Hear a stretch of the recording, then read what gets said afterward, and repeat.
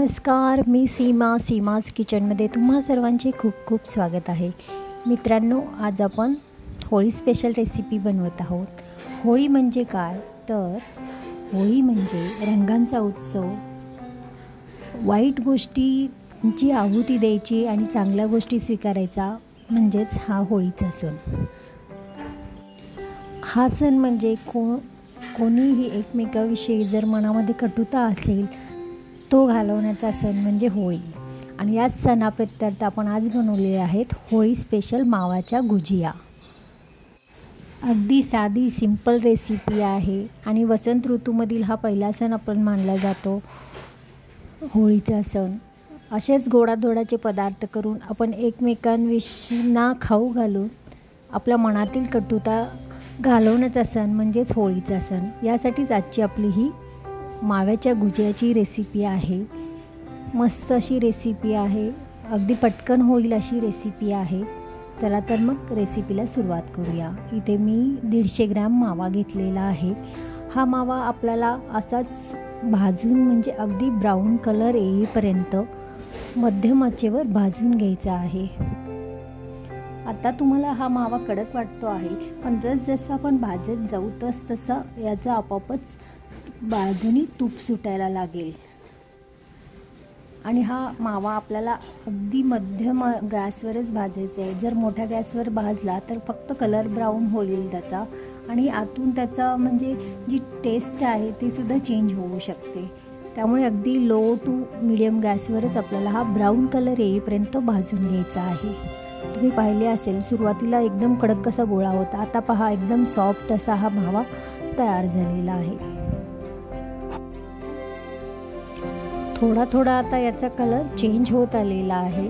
अजून थोडा वेळ आपण याला असंच एकसारखं हलवत आपल्याला भाजून घ्यायचं आहे. एकसारखं का हलवायचं आहे तर कारण सर्व बाजूनी हा व्यवस्थित एकत्रित असा एकसंध असा हा मावा भाजला गेला पाहिजे. याचा कलर पहा आता थोडासा ब्राउनिश झालेला आहे. आता आपण याला एका बाउलमध्ये काढून घेऊयात. मावा आता आपण थंड होण्यासाठी ठेवूयात आणि याची पारी करण्यासाठी आपण याचे पीठ मळून घेऊया. यासाठी 1.5 कप मैदा घेतलेला आहे. चवीनुसार थोडंसं मीठ घातलेलं आहे आणि 3 टेबलस्पून आपण इथे तुपाचा वापर केलेला आहे.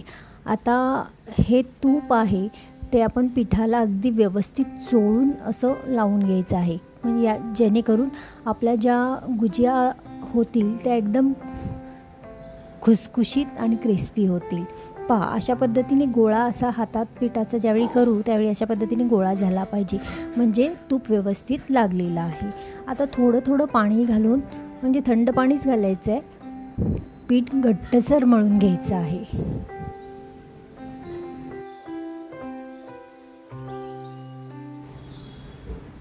आता थोडंसंच अजून पाणी घालून आपण पीठ चांगले मळून थोडंसं तेल लावून साईडला ठेवून देऊया, म्हणजे पीठ देखील आपले चांगले मुरले जाईल.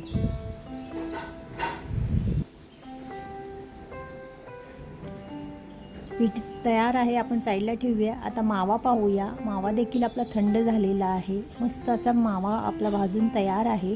याच्या ज्या गाठी आहेत त्या आपण थोड्याशा हाताने फोडून घेऊयात.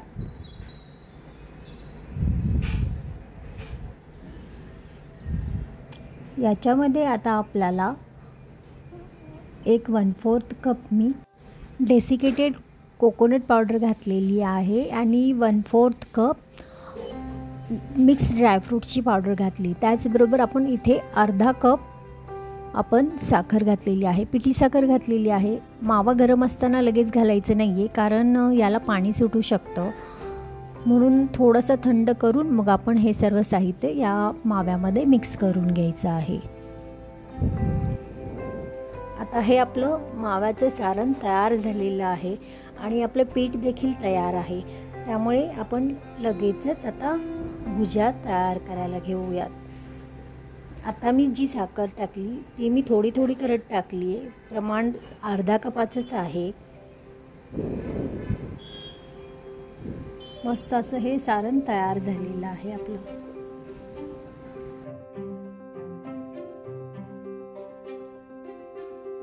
आता आपण गुजिया करायला घेऊया. पीठ देखील छान मुरलेलं आहे. अजून थोडंसं आपण मळून घेऊयात. आता याची एक लाटी करण्यासाठी एक गोळा घेऊयात आपण. जाडसर थोड्याशा गुज्या करून घ्यायच्या आहेत आपल्याला. जास्त पण पातळ गुज्या एकदम करंजी केल्यासारख्या वाटतात, म्हणून ज्या गुज्या असतात त्या थोड्याशा जाडसर असतात. त्यामुळे इथे आपण थोडंसं जाडसरच लाटून घ्यायचं आहे. इथे मी लाटत असताना अजिबात पिठाचा वापर करणार नाही आहे. असंच आपण लाटून घ्यायचं आहे. एक मोठी पोळी लाटून घेते आहे आणि त्याच्यामध्येच आपण छोट्या छोट्या आकाराच्या गुज्या करणार आहोत. आता आपण संपूर्ण थोडंसं जाडसर लाटून घेऊया याची पोळी.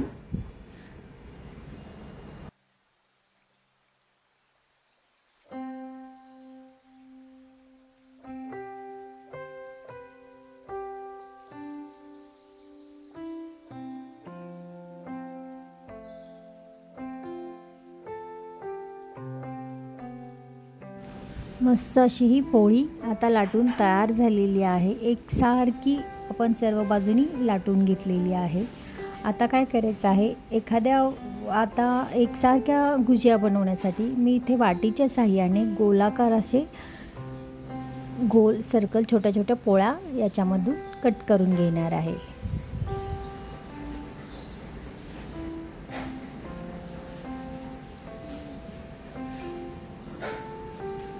एकामध्ये बहुतेक 4 होतील.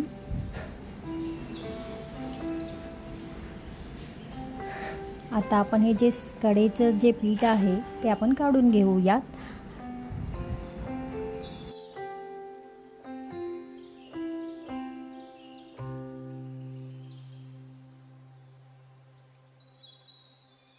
आता आपल्या लाट्या ह्या तयार झालेल्या आहेत. त्याच्यामध्ये आपण हे जे माव्याचं सारण बनवलं होतं ते घालून घेऊया.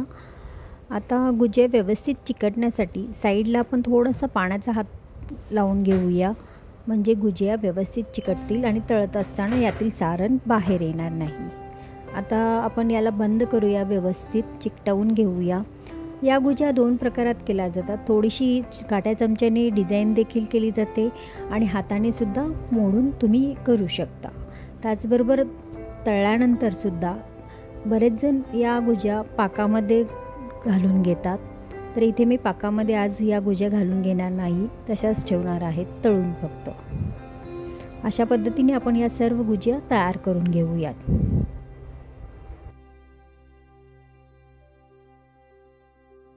आता आपल्या जवळपास सर्व गुजिया तयार करून झालेल्या आहेत. तेलसुद्धा मी तापत ठेवलेले आहे. तेल तापवून घ्यायचं आहे पूर्णपणे आणि मध्यम आचेवर या गुजिया आपल्याला तळून घ्यायच्या आहेत. जास्त मोठ्या गॅसवर आपल्याला या गुजिया तळायच्या नाही आहेत, कारण आपण थोड्याशा जाडसर बनवलेल्या आहेत. त्यामुळे मीडियम आचेवरच आपल्याला या तळायच्या आहेत, म्हणजे पूर्णपणे याचे जे कवर आहे ते व्यवस्थित तळले गेले पाहिजे. अशा पद्धतीने आपण सर्व गुजिया आता तळून घेऊयात. कशी वाटली माझी आजची ही होळी स्पेशल रेसिपी? जर तुम्हाला ही रेसिपी आवडली तर व्हिडिओला नक्कीच लाईक करा, जास्तीत जास्त शेअर करा. आणि माझ्या चॅनलवर जर तुम्ही नवीन असाल आणि माझी रेसिपी पाहत असाल तर चॅनलला नक्कीच सबस्क्राईब करा आणि बाजूला जे बेल आयकॉन आहे ते सुद्धा प्रेस करा, जेणेकरून तुम्हाला मी ज्या रेसिपी अपलोड करत असते त्या रेसिपी तुम्हाला पटकन पाहायला मिळतील. त्याचबरोबर तुम्हाला होळीच्या खूप खूप शुभेच्छा. तसेच आपण पुन्हा भेटूया अशाच एखाद्या नवीन रेसिपीसोबत. तोपर्यंत स्वस्त खा, मस्त रहा, नेहमीच आनंदी रहा. रेसिपी पाहिल्याबद्दल धन्यवाद.